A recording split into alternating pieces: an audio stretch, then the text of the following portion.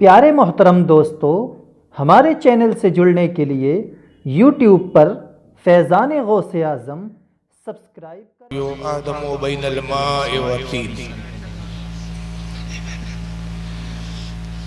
क़ाल अल्लाहु तबारक व तआला फ़िल क़ुरानिल मजीद वल फ़ुरक़ानिल हमीद वला तलबिसुल हक़्क़ बिल बातिली व तक्तुमुल हक़्क़ व अंतुम तालमून। मुसलमानों का मुल्क है, लीबिया के वही हालात है, चेचेनिया के वही हालात है, अफगानिस्तान के वही हालात है, हमारे हिंदुस्तान और पाकिस्तान के भी वही हालात है कि अक्सर मुसलमानों को मारा जाता है। और ख़ुद अगर हम अपने मुल्क हिंदुस्तान की बात करें तो अब तो मुसलमानों को मारना इतना आसान हो गया है कि कभी जानवर के नाम पे मार देते हैं, कभी मस्जिद और मंदिर के नाम पे मार देते हैं। एक बहाना चाहिए मुसलमानों को मारने के लिए जी। तो बहुत ही नाजुक हालात से मुसलमान गुजर रहे हैं। इस जमाने में यह हाल हो गया है कि दाढ़ी रखना भी एक मुश्किल हो गया है। आज ही की बात है कि जब मैं यहाँ आ रहा था, कार में हम सफर कर रहे थे, दिल्ली एयरपोर्ट से यहाँ तक आ रहे थे, रास्ते में एक जगह सिग्नल पे एक कार रुकी, दो बिल्कुल नौज़ायदा बच्चे जिनकी मूछें तक नहीं निकली थी। अब कार में मैं था टोपी पहने हुए, हमारे साथ एक दो उलमा थे वो भी टोपी पहने हुए।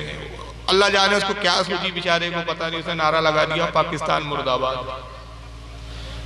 खैर हम लोग हंस दिए कि भाई हम तो हिंदुस्तान के रहने वाले, हमें पाकिस्तान से क्या लेना देना। अगर तू हमसे पूछ लेता तो हम भी तेरे साथ आवाज लगा के कहते पाकिस्तान मुर्दाबाद जी। क्योंकि हम मुसलमान हैं और इस्लाम ये सिखाता है कि जिस मुल्क में रहो उस मुल्क से मोहब्बत। सुभान अल्लाह, सुभान अल्लाह। बल्कि बाज़ हदीसों में, हालांकि उस सनद के एतबार से ज़ईफ है, लेकिन चूंकि हदीस है, हदीस से मंसूब है, और वो ये है कि वतन की मोहब्बत निस्फ ईमान। और जब भी मुल्क हिंदुस्तान के लिए कुर्बानी की जरूरत पड़ी, सबसे आगे मुसलमान ही नहीं रहे, मुसलमान ही रहे हैं। जंग आज़ादी का अगर किसने सबसे पहले तस्वुर दिया तो वो टीपू सुल्तान की जात है। 1857 में जब आज़ादी का जज्बे के साथ फिर दोबारा हिंदुस्तानी उठे तो जो कायद जिनको बनाया गया था वो बहादुर शाह जफर की जात थी। अगर भगत सिंह का नाम आता है कि वो फांसी के तख्ते पे लटके तो अशफाक उल्लाह का भी नाम साथ में जुड़ा हुआ। बल्कि हाल तो ये है, तारीख के हवाले से बताओ, क्योंकि मौजूद तो जंग आज़ादी नहीं है, वरना मैं जंग आज़ादी के मुजाहिदों पर भी घंटों बोलता कि मौलाना किफ़ायतुल्लाह कौन थे, मौलाना हिदायतुल्लाह कौन थे, मौलाना काफ़ी कौन थे। ये ऐसी ऐसी शख्सियतें हैं कि जिन्होंने अपने वतन हिंदुस्तान के लिए दार पर चढ़ना गवारा किया, लेकिन अंग्रेजों की गुलामी को कबूल नहीं किया। 7,000 उलमा, अवाम की बात नहीं कर रहा हूं मैं, लोगों की बात नहीं कर रहा हूं, 7,000 उलमा लाल किले की छत पर फांसी दिए गए।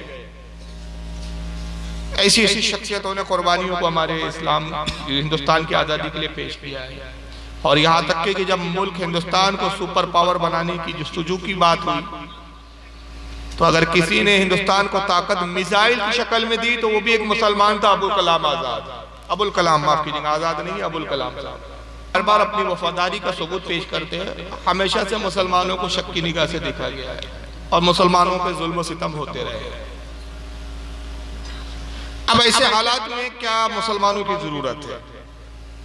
में आके कहते हैं मुसलमान बन जाओ। अरे भाई पूरी आबादी मुसलमान है, मस्जिद में खड़े होकर बोलते हैं मुसलमान हो जाओ जी।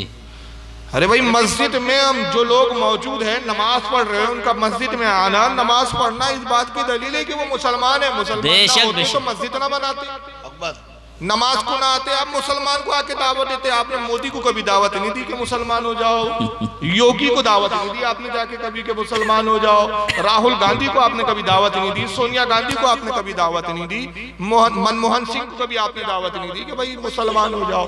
तो आपकी दावत ही गलत है।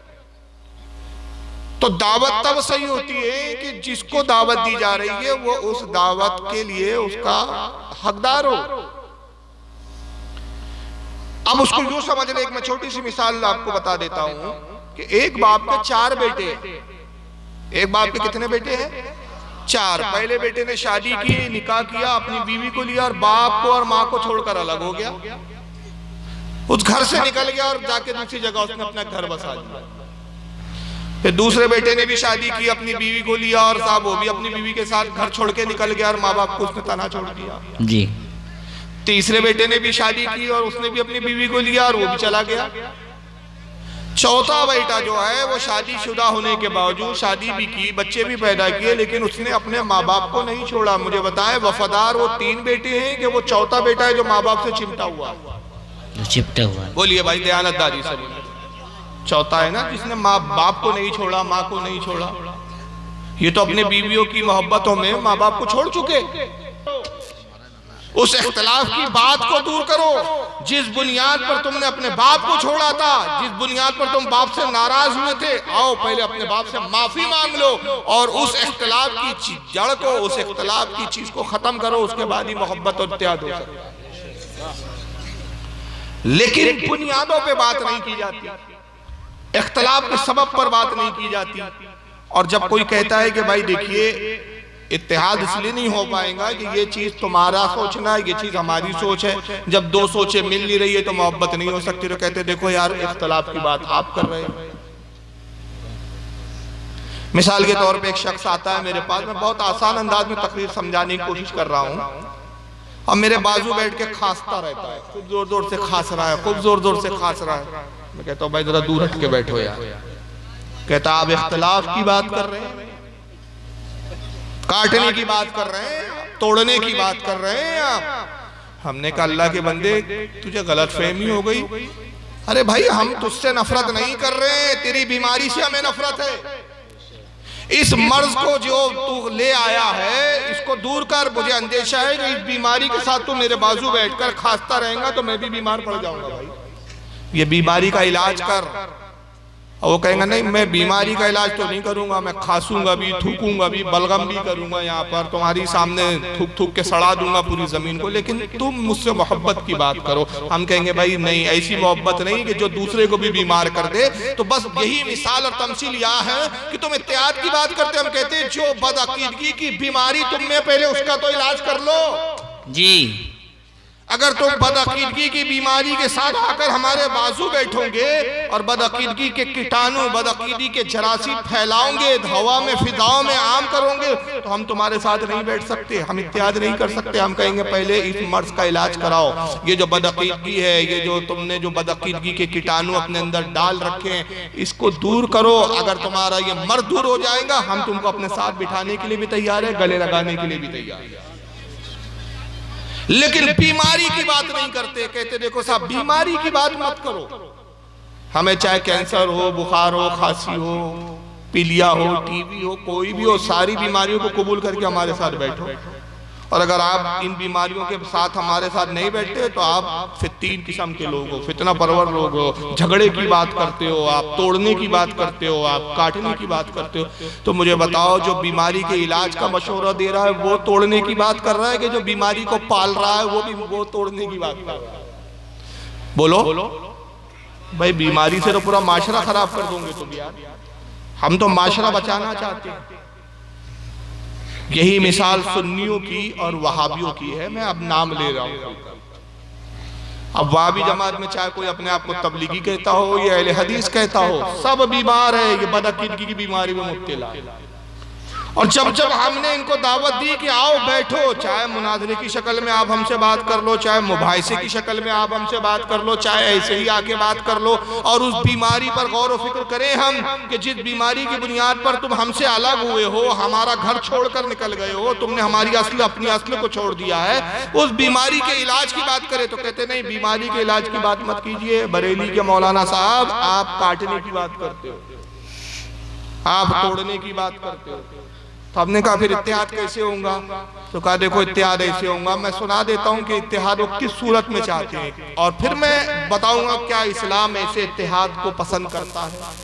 ये है मौलाना तारिक जमील साहब जो मैं आपके सामने अभी पेश कर रहा हूँ। अब ये मौलाना तारिक जमील साहब कौन है? ये कोई छोटे मोटे आदमी नहीं है मैं जिनको दिखा रहा हूँ। ये इस वक्त तबलीगी जमात के मेन जी।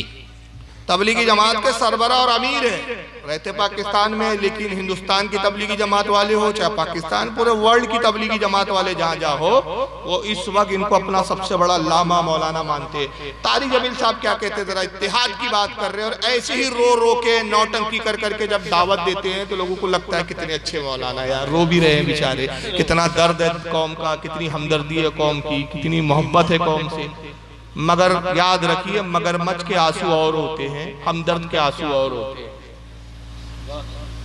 जरूरी नहीं है कि हर रोने वाला सच्चा हो। इमाम हुसैन की शहादत के बाद रिवायतों में तो ये भी आता है कि यजीद ने भी रोया, खुद ही कत्ल करवाया और खुद ही रो रहा है। तो अक्सर फित्तीन और जो मक्कार किस्म के लोग होते हैं वो रोकर लोगों की हमदर्दी हासिल करने की कोशिश करते हैं। इस जमाने के अगर कोई सबसे बड़े मक्कार अगर मैंने देखा है तो ये मौलाना तारिक जमील जी। और इसको साबित करने के लिए मैं किसी मामले में पशोपेश का शिकार नहीं हूँ। जब चाहो जहां चाहो बैठा दो, मैं इनकी मक्कारियां साबित कर दूँ, कुछ तो अभी आपको दिखा भी दूंगा।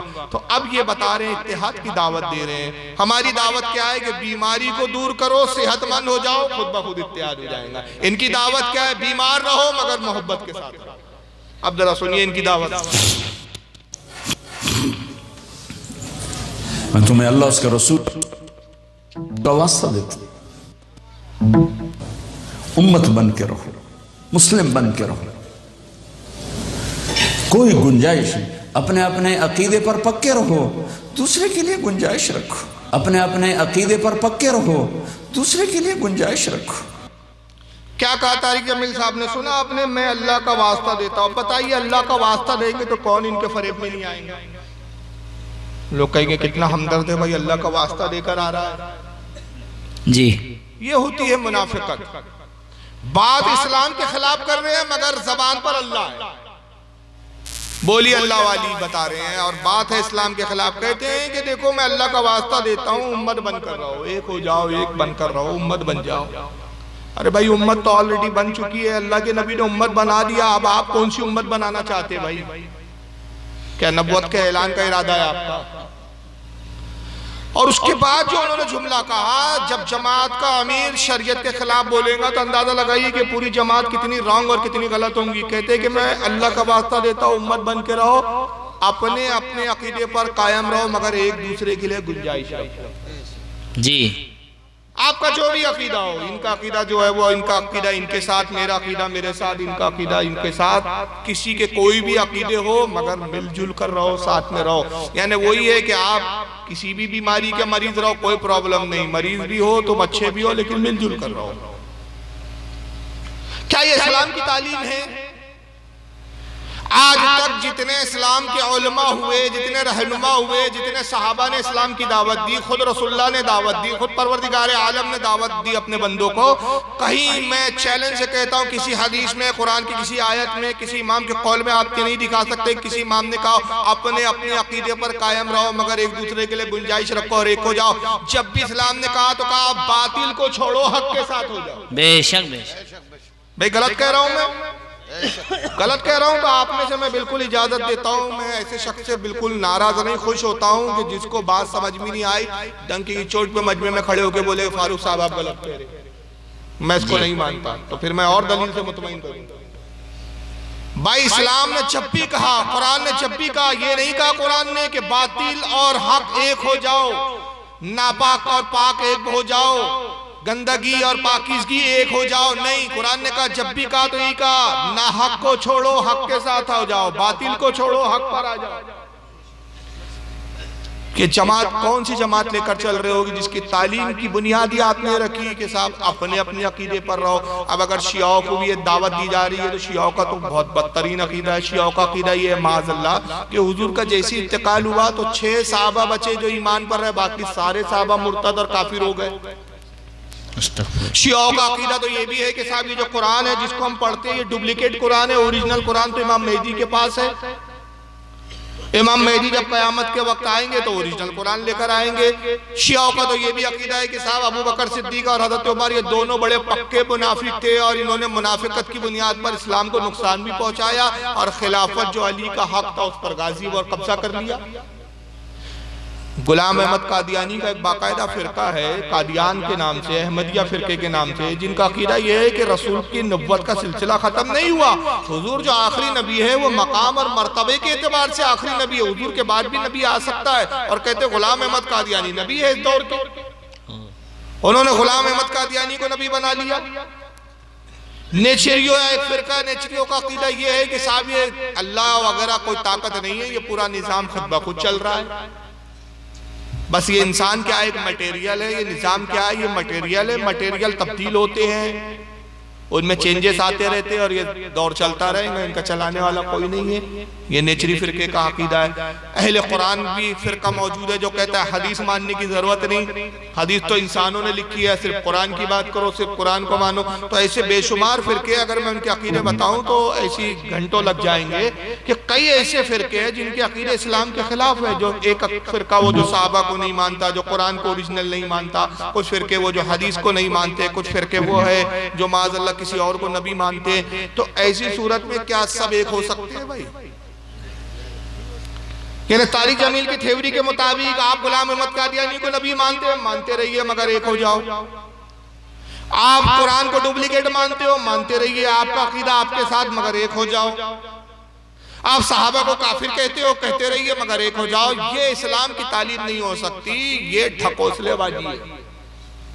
क्योंकि हम कुरान पढ़ते तो कुरान तो हमें कुछ और ही बताता है। आइए मैं चंद कुरान की आयतें आपको बता दूं। यहाँ पारा नंबर 1 पहला